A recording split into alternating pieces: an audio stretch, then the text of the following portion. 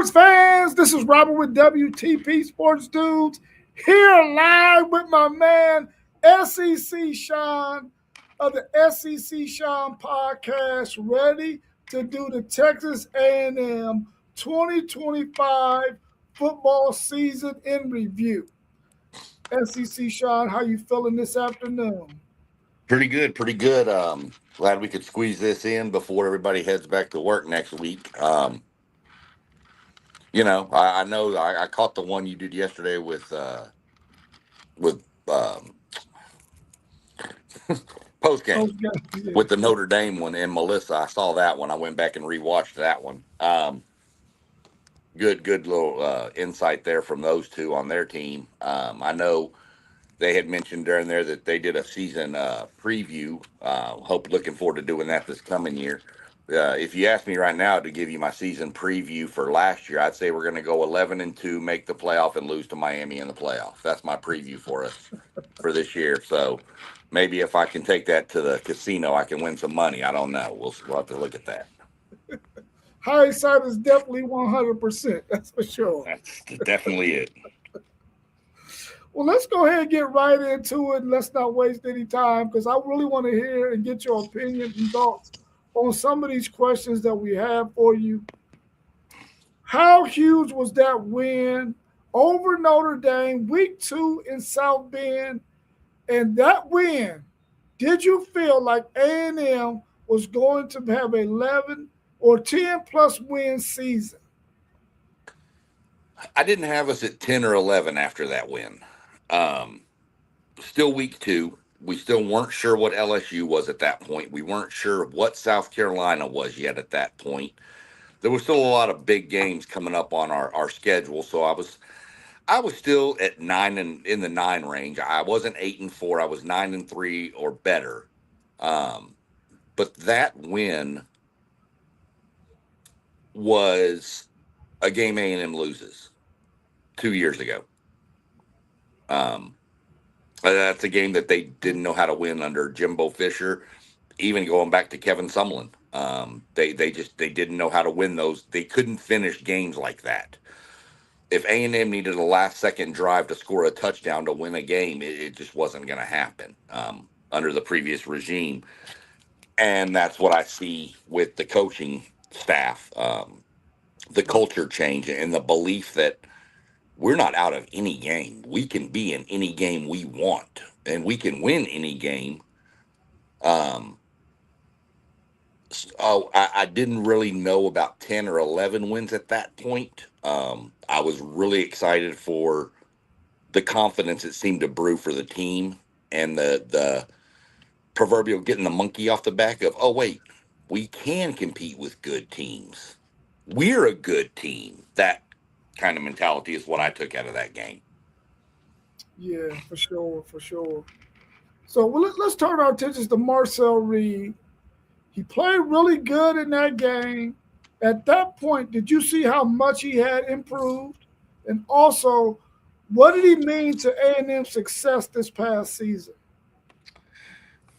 The crazy thing about that game was Reed played well if you look at stats, except for completion percentage. I think he was 17 for 37 for like 360 yards or something. It was insane.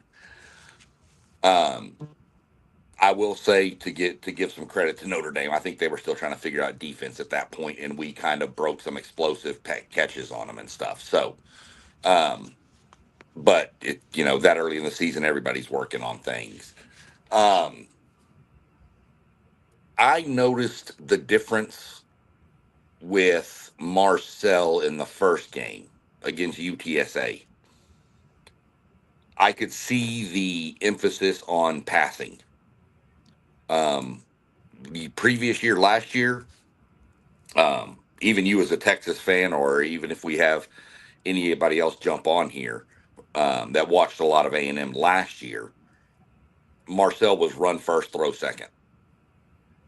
And the emphasis this year was throw first, run second. Now, I think towards the end of the season that hurt us, and we can get into that in a little bit, I'm sure. But I saw the progression. He seemed more accurate. He still had moments where he just doesn't get his feet set. And when his feet are not set, it's like every other quarterback. Some quarterbacks can get away with it. He can't. He needs to have his feet set right. But I saw the progression from week one, and I saw a different side of him, though. I saw more of that dog mentality of that comeback against Notre Dame. I mean, we were down, what was it, 24-7 at one point, I think, in the first half, and came back and took the lead, all on his, ability to just not give up and be a dog and just say, we're not going to lose. We're going to find a way to win this game. And, Le'Veon Moss, of course, helped out a lot at that point with 3 rushing touchdowns in the game. But to me, the maturity of Marcel Reed not panicking and switching back to typical Marcel of just running the ball, running the ball, run the ball, run the ball. Utilizing the growth of him to utilize the weapons around him is what I was really impressed with, and I fully expect you're going to see that even more next year. Yeah, how big was it for them to go out and get Concepcion and Craver to bring those guys in to really help Marcel Reed in his maturation process? Oh, huge, huge. Um, the year before we played y'all, the year before at Kyle Field, you had no Texas had no desire to guard the wide receivers. They didn't, and I'm and that's those guys have talent and they practice on the A&M side. They just weren't the guys that they were supposed to be coming out of high school.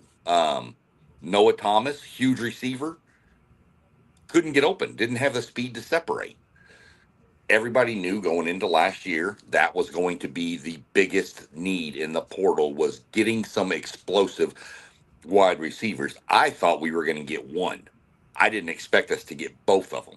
And when they both came in, and I was okay, well, now let's see, can Marcel Reed throw it to him? His progression has to match their production.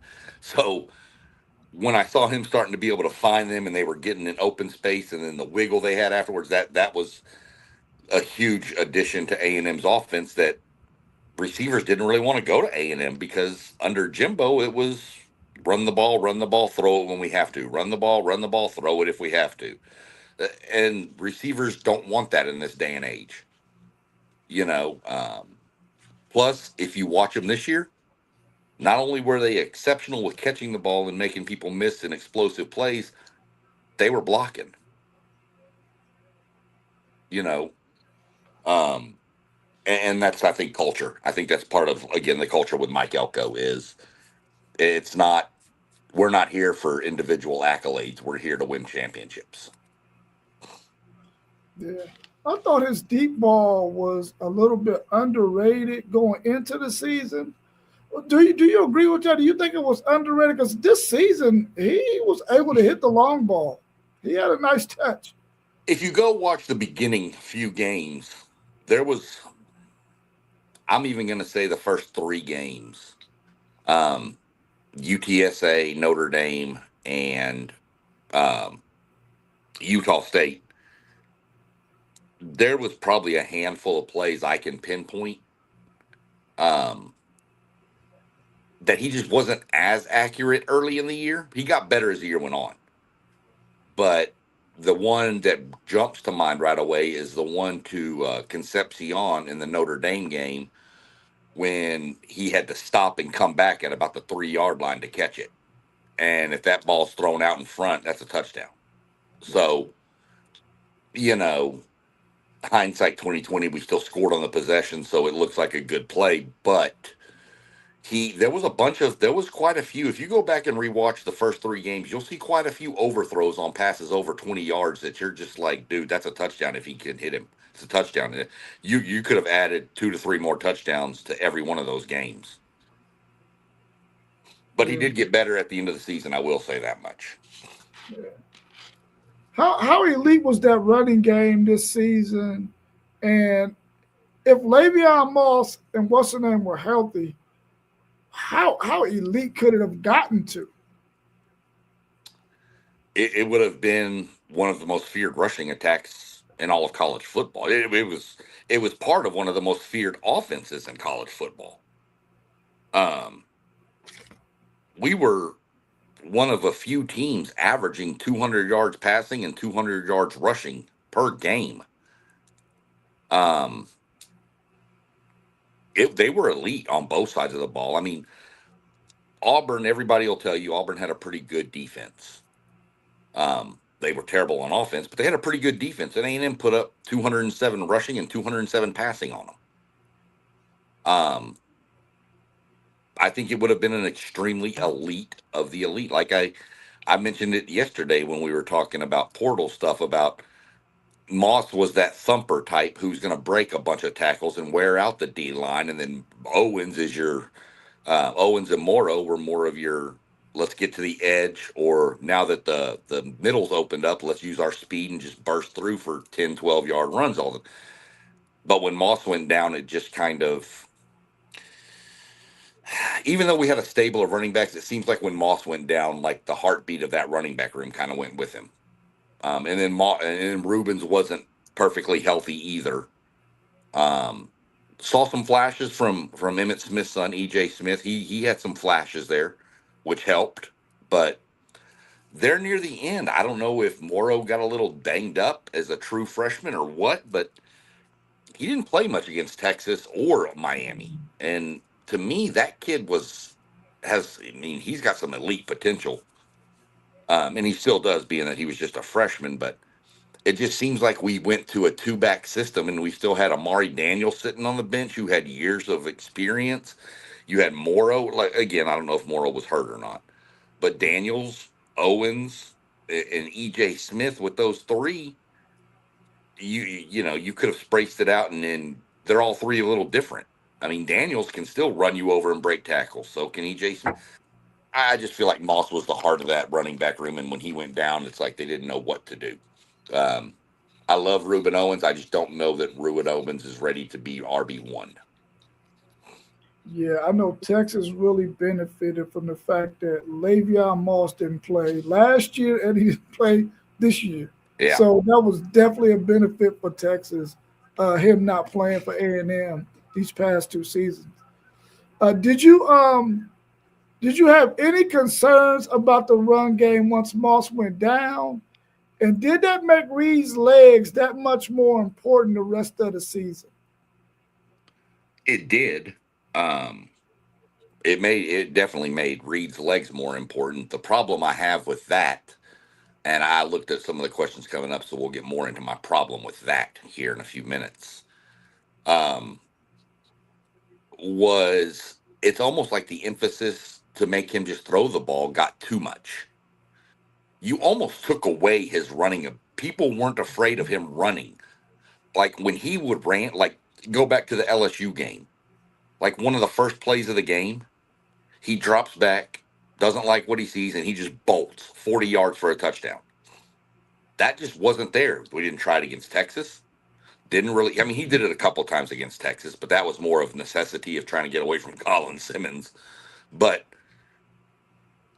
he he didn't look to run. He looked more like let me just move and throw the ball. Like that's what they wanted him to do, and he's he's not there yet. He's not that accurate of a passer. He's not a Julian Sand in the pocket. Okay, he is more like even a Vince Young. Can hit the ball once in a while, but you like him when he's running probably a little bit better.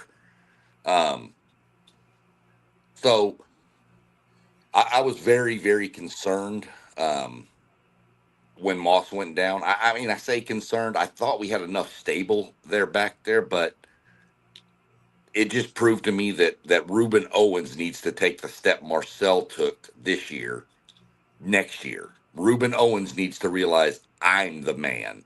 This is my running back room. I am him, and take it over. Um, he he has to have that mentality, and if he gets that mentality, and Marcel has that mentality, it's going to be pretty nasty again on offense for us, I think. But we'll have to we'll have to wait and see. But yeah, I was very concerned when Moss went down because I knew what it did to us last year. For sure. Our man Mossberger, Level Up Sports 10. Thank you for that super chat. He said, "Good evening, homies. Great show." And just thinking about it, it all started from biscuits and gravy with hash browns and more. He Yep. said, "Love y'all." That's how we got in contact with our man SEC Sean. He was at Mossberg's job, and they got to talking about sports, and it's been on and popping ever since then. And SEC Sean has been a great addition to what we try to do here on all of our channels, from WTP Sports News to Level Up Sports 10 to Blitzburg to the Post Game 86 podcast, City League TV, the whole gamut. One Take Zay, all of us, man. So we appreciate Mossberg. Thank you again for that super chat. And thank you again for adding this addition, SEC Sean, to what we do here. Thanks again, bro. Yeah, I was laughing about that the other day. Me and the wife. In fact, we went up there last night and grabbed some biscuits last night. Um, but I was sitting there and I was like, this is crazy that we had left. I want to say I don't even know where we were. We may have been at the barbecue joint I go to, watching something, a football game or something, and stopped in there or something. And he was there and we just started talking ball. And next thing you know, we go outside to get ready to head. We were there for like 3 hours talking ball. It was a slow night for them, so he had time. And then the next thing I'm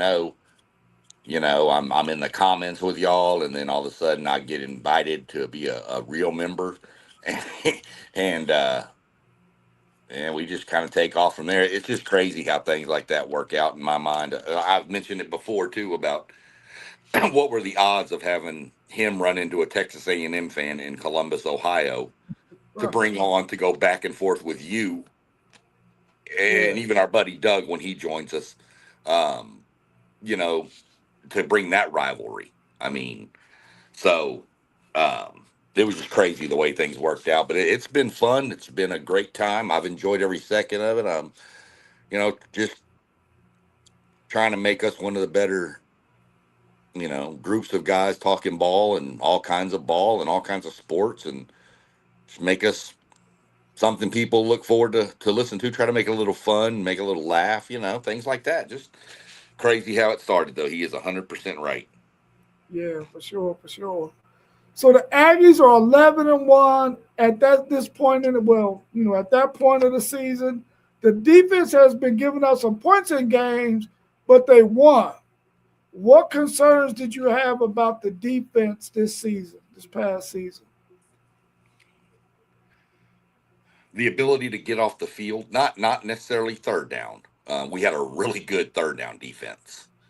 Um, the ability to stop the run when you had to, though. The run fits, how were managing the run game, just something was off. I don't know.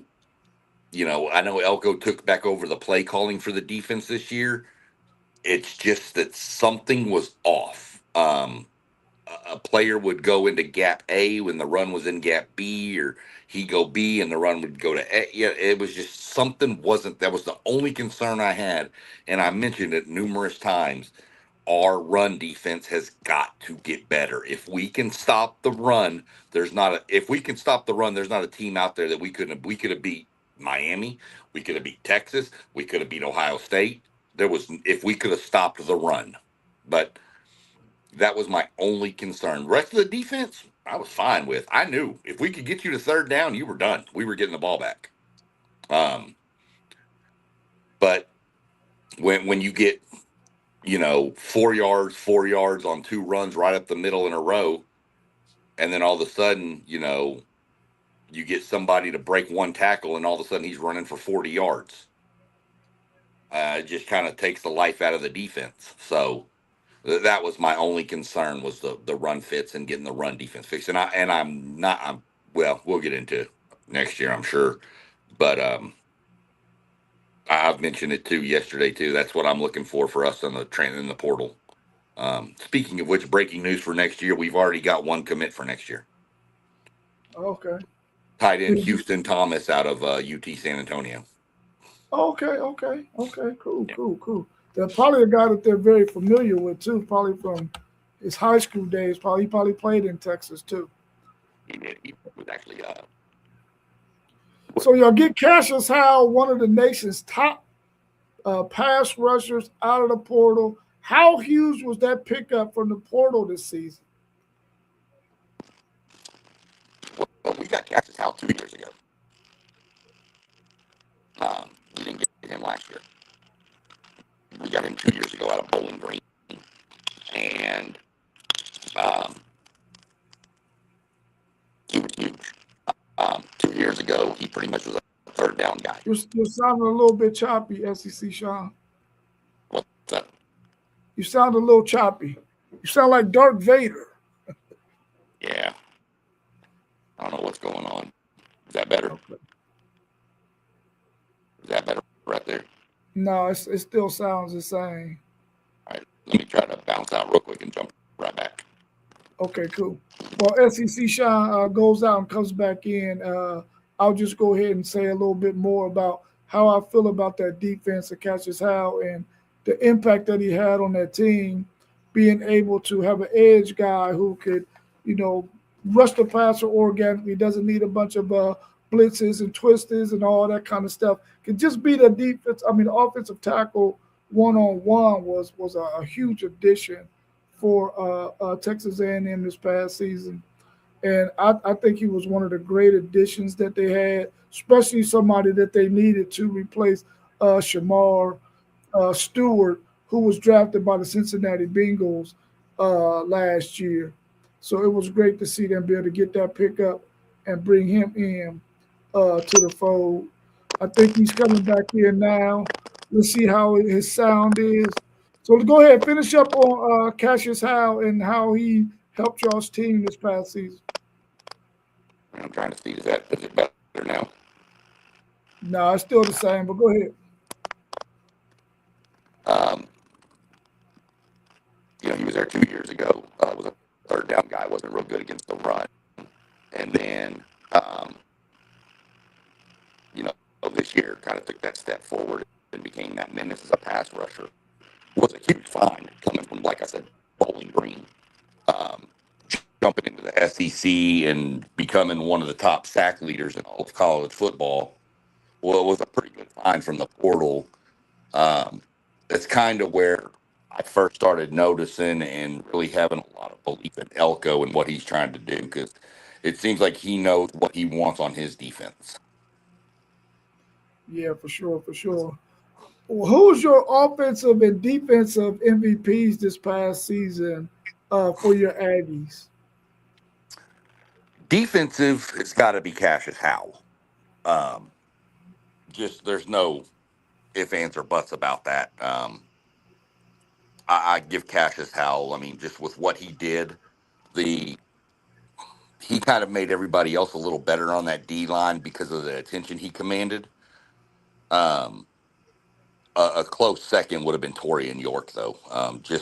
I mean, to be a captain on a defense in the SEC, and he's been a captain since he was a freshman. That's that tells you a lot about that kid's intelligence. Um, so that would have been a close second, but it's got to be Cassius Howell. On the offensive side, Um, a lot of people will tell you the answer is Marcel Reed, but I disagree. I think the answer is KC Concepcion. Um, and it's probably a little biased because not only was Concepcion a really good receiver, but he was dynamic as a returner of the punt game in the punt game. Um, I think he had 2 or 3 touchdowns on punt returns. Um, and I know that's not offense, but that's a spark for the offense. That gives everybody hype when you have a return.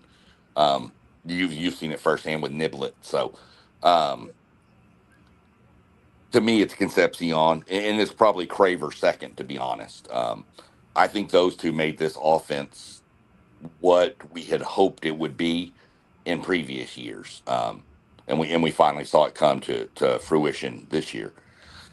So those are my MVPs. Um, like I said, a lot of people are going to tell you Marcel Reed. I just don't. I I think without Concepcion and Craver, Marcel's not in that conversation. Yeah, you mentioned Torian York, man, the linebacker for A&M, and I seen a little clip on him and his family, and how everything went down for him, making it to A&M um, as a true freshman when he got there a couple of years ago. How tell the audience a little bit about what kind of young man Torian York is. Well, first off, he is one of the best people. Um, and you're not going to find a kid who works harder. Yeah, And he doesn't work harder for just himself. He pushes everybody to be better. Um, like I said, the kids from, Temple High School here in Texas. Temple is one of I think the second most winningest program in the state of Texas as far as games won. Um, he's um, he's just a. There's no other way to put it. He's just an Aggie. He believes in what A&M likes to stand for: loyalty, honesty, truth. It's a military school. Um, he's just one of the best kids. I saw him play when he was in high school. Um, and I was like, that kid's going to be a monster one day. And I never expected him to be at A&M. I thought he was too small for the SEC. But again, that just goes to show you. Go back in the day, everybody said Dat Win was a little bit too small to play NFL linebacker too, didn't they? yeah, He was pretty good. Um, so just a really, really, really good kid.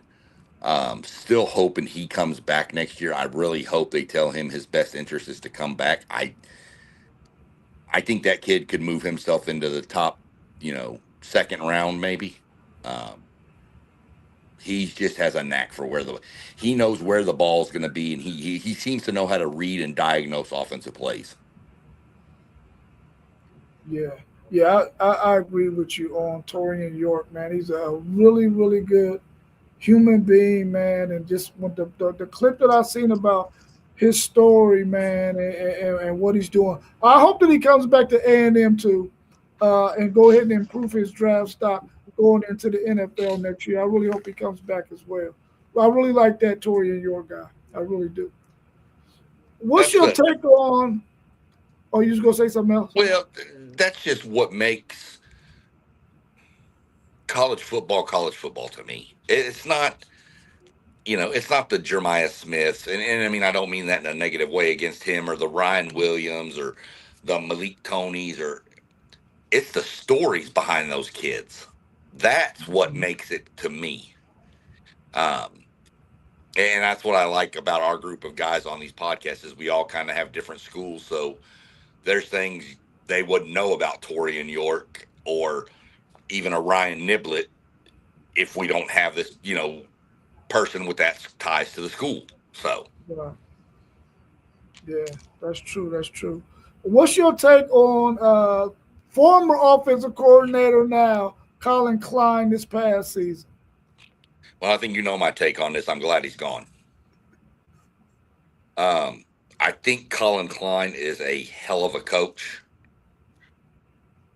I think we made a massive mistake letting him stay to coach against Miami. I think we should have turned it over to somebody else. I think he had too much on his plate to do both jobs well. And I think you could see it if you look back at that Miami game. I mean, I know the wind was crazy there, and that's fine. That's all great. They had to play in it too. But if you saw that drive at the end of the game, people were like, where was this the whole game? if A&M played that offense the whole game, A&M probably beats Miami by 20. Mhm. But where was it? He was too conservative against Miami in my mind, and I think part of it is he was too busy between other duties he has at Kansas State, which is understandable. But that's why, to be honest, when it came out right before Ohio State played, Ryan Day came out and said, "No, I'm calling offensive plays. He's got too much on his plate." I think he saw what happened at A&M and realized, "No, we got to make sure we're locked in." Call it for what you want with the play calling on both teams, but I think Colin Klein is a great guy. I think he helped Marcel Reed a lot. There was a lot of speculation that Reed might be thinking about moving on to Kansas State, but I think he's staying at A&M obviously, but I think that was some speculation that he was going to go to K-State because of the growth he had. But I think some people in his corner might have said, not that he was even seriously considering it, but I think some people in his corner were like, look, the weapons you have around A&M are going to be better than the weapons you have at K-State. Um, your potential, your earning potential is higher at an A&M than it is at a K-State. Nothing against K-State. I don't want to make like I'm knocking teams here, but it's just a fact of the matter. Um, you can say that about numerous schools. So I wish Colin Klein well. I'm glad for him. I think that Avery Johnson kid at K-State's going to have a lot. I think you're going to see something out of him next year. But I just I don't like I don't like the conservative nature he got in making Marcel just stay in the pocket. I mean, Colin Klein was a running quarterback too, and he just kind of took that aspect away from Marcel. I didn't like that. And I'm hoping the new OC Holman Wiggins um, kind of goes back to that a little bit. So Yeah, I'm glad you mentioned Avery Johnson over there at Kansas State, who is going to stay there for, I believe it's going to be his final year, and I'm hoping that Colin Klein can, because him and Marcel Reed have similar skill sets, so I'm hoping that he can do for Avery Johnson what he helped do with Marcel Reed, right, but sort of still make sure that you don't handicap his legs, because Avery Johnson is one heck of a runner of the football at that quarterback position for sure. yeah, yeah. Give us your thoughts on. Oh, go ahead. No, I was just gonna say he definitely is. Yeah, give us your thoughts on Mike Elko, the head coach, in year two at A&M. How special has he been as a coach at A&M? Phenomenal. There's no other word for me to put into it. Phenomenal. Um, Coming off the Jimbo Fisher, I want to say what were we 5-7 the last year under Jimbo. Um, with that team that Jimbo had recruited, you went 5-7. Um, that was the me era that I call it of A&M. It's all about me and me and me and me and me. This is the A&M era under Mike Elko. If It's kind of like what Kirby Smart said. Yeah, we'll give you a check, but you're going to earn it. It's kind of what I get with Elko. That stubbornness. That look, this is the way we're going to do it, and if you don't want to be here to do it this way, then you don't need to be here. You need to go somewhere else. No nonsense with him. If you'd have told me year two under Elko we'd be 11-2, I'd have probably called immediately to the local mental institution to see about having you with one of those light little tight jackets they like to give people, because I'll tell you, going into the season I had us 9-3, um, but my ceiling for us was even like 10-2. I didn't see us getting 11-2. I didn't see us in the playoff this year. I thought we'd make the playoff next year. Um, so under Mike Elko, it's phenomenal. I'm waiting to see what he's doing with all the. He's got to be doing something right because coaches are leaving. Every head coach will tell you the sign of a head coach, yes, is wins and losses, but it's also, do my guys get promoted? And they are. Um, so I'm trusting his process. I have full faith in Elko that he'll fix the defense. He's been there 2 years. What the whole thing used to be, and I know it's different with the portal and stuff, but you can even remember this back in the day. So can the other guys. When a coach got hired, what was the normal standard? 4 years, right? 4 years, yep. Yeah. Well, we're in two. So, have faith in the process, trust the coach, and, we'll go from there. But I love what Elko's doing. I love the culture change. Um, I love the involvement that I see from the team with the community. I just think it's a huge, good all around get for everybody involved with A&M football. I think we made the right hire. I'm sure glad we left that one guy on the tarmac in Kentucky. I know that's right. I know that's right. Anytime you hire a coach, the sign of the fact that you got a good coach is when the culture changes. And when the Hmm. culture changes, it turns into W's. So I'm glad that Mike Elko is there and he's having success as well. Yeah, y'all went through it for a few years at Texas when y'all went through the whole Charlie Strong and Tom Tom Herman, Herman, yeah, yeah, yeah, and man. then Yeah. even so one bad coach hire can derail things for a few years, and y'all are back on track now under Sark, and I'm feeling like we're back on track where we should be as the two flagship schools in the state of Texas. Yeah, I agree. I agree. What was your highest point for your Aggies this season? I didn't have a highest point; I had a highest points. One, the win at Notre Dame. Two, the comeback against South Carolina. Um, that was actually probably three because I was pretty pissed off at that point and went and took a nap. I turned the game off. Um, Probably the second highest would have been running LSU out of their building. Um, that's always a fun thing for any fan base to do when you go to Baton Rouge. Baton Rouge is a hard place to play, and when you can empty it out in the third quarter, you've done something special. Those were the two highest points of the season for me by far. Yeah, easy. Those two for sure. I will say I was really impressed. This goes back to the Elko thing. I was really impressed with the way we had that stretch of three straight road games in the SEC, and everybody said we need to go 2-1. We need to go 2-1, and nobody said we're going to go 3-0, and then they wound up doing it. And that's kind of when I started getting real. Okay, this team's got something with them. But yeah, those were on my high points of the year. You mentioned LSU, man, and now that they got a new coach, and of course this isn't a question about Texas A&M, but it's about LSU. How important is it going to be for? Because we just talked about if you don't have the right guy coaching your team and the culture isn't there, it doesn't transfer into the wins that you need. LSU now is bringing in Lane Kiffin. How important is it for LSU to turn this thing around and be competitive? Both of us being SEC guys, for them to be relevant in the SEC so that the SEC can start to close this gap that it looks like the Big Ten might be trying to create. Well, um, first off, I can't stand Lane Kiffin. I'll just throw that out there real quick. You might Um, be 2 billion people that agree with you.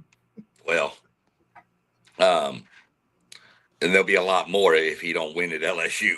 Uh, but the the thing with Kiffin is, and I'm gonna throw this out there real quick. There's a bunch of stuff online that I was reading before we jumped on too, since we're talking LSU, that Kiffin is blocking players from putting their names in the portal. Yeah, What? he's trying to block these offensive linemen from going into the portal. The players are coming out saying, "Turn in my paperwork, please." Yeah. Um, Wow. Well, here nor there. That may, we can verify that that's what's on social media, and that was actually from a player's Twitter account, though. So, had the blue check mark and everything. So we'll see. But if he's doing that kind of stuff, that's a bad look for LSU right now. So I think we can all agree with this statement that there's a few select teams around the U.S. and in college football that when they're better, college football's better. Florida State's one. Nebraska's one. USC and LSU is definitely one of them. Yeah. Penn State's another one. Those when those teams are good, college football is better. And a few of them have been down for a little bit, and that's it happens. It's the cycle of sports. But Kiffin better figure it out because I don't hear a lot of buzz about LSU with all these portal players as you're used to hear with him at Ole Miss. So I don't know what to expect from LSU next year. We're gonna wait and see.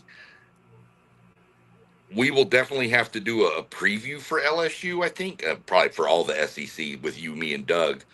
But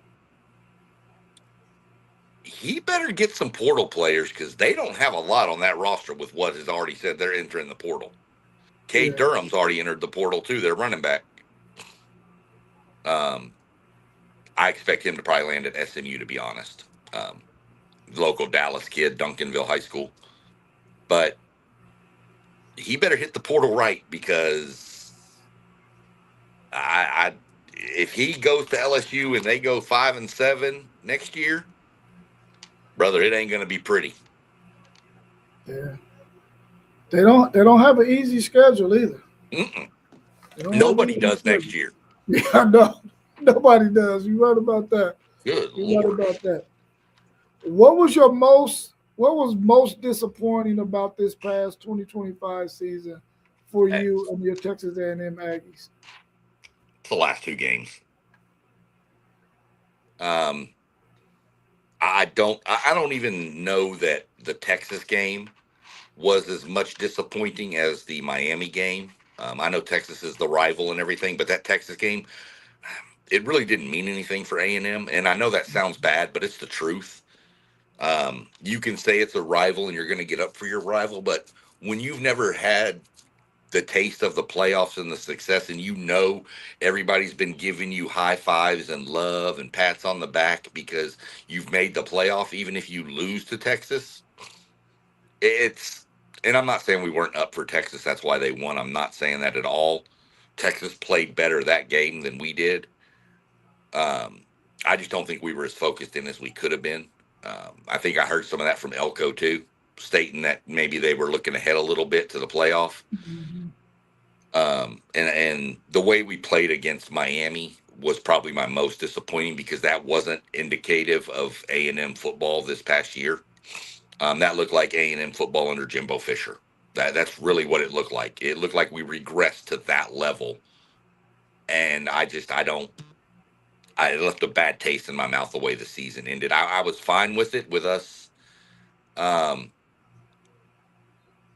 way our season went and what doors we did knock down, but now we got to knock down more. But that was probably the most disappointing, just the way it ended, especially when we had 1st and goal at the 4-yard line to tie the game, and you don't even try to run the ball, and you still had 45 seconds with like no timeouts. I get it, but you're on the 4-yard line. You could probably do a zone read with Marcel and walk him into the end zone. So I didn't like all the play calling, but that was the most disappointing. But all in all, I mean, it is what it is. We got in the playoff. Now we go from there and build for the future. Yeah. What is one of your goals? What is one of the goals you want Texas A&M to achieve next year? Then we'll go ahead and wrap up the show. Make it to Atlanta. Yeah. That's goal number one. Make it to Atlanta. Don't care if we even win that game. Just make it there. with a 9-game SEC schedule next year, that may be a little bit more difficult to do for everybody, not just us, just everybody in general. But even not making it to Atlanta, putting our name in the mix to be in Atlanta, coming down to the last 2 games of the season against OU and Texas, which is not fair at all.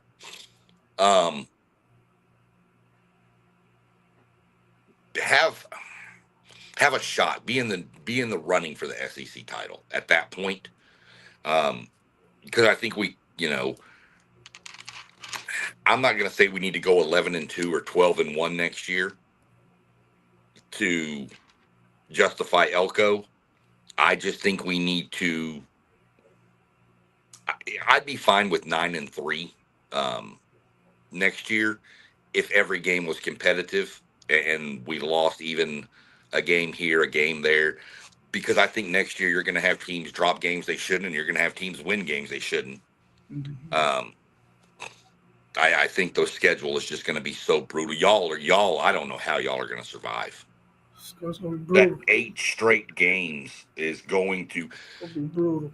Oh my God! And you're. It's not like your last game is against Kentucky. Your last game's against A&M after playing 8 straight. Yeah. I don't know that y'all are going to have anything in the tank. We're lucky and get a bye like 2 weeks before, 3 weeks before then. Right. But no, there's no excuses at this level of football, especially with everybody getting paid as much money as they are now. I just that's my goal for next year. My goal is to shore up the run defense, and let's continue the growth forward that we started building right now. Yeah. I could definitely see that because the past 2 seasons, y'all were a game away from making the SEC championship game. So y'all right there where y'all need to be, for sure. Well, I appreciate you, SEC Sean, for jumping on such short notice. No, it's all good. Me today. All good at all. I mean, everybody go enjoy the rest of the playoffs.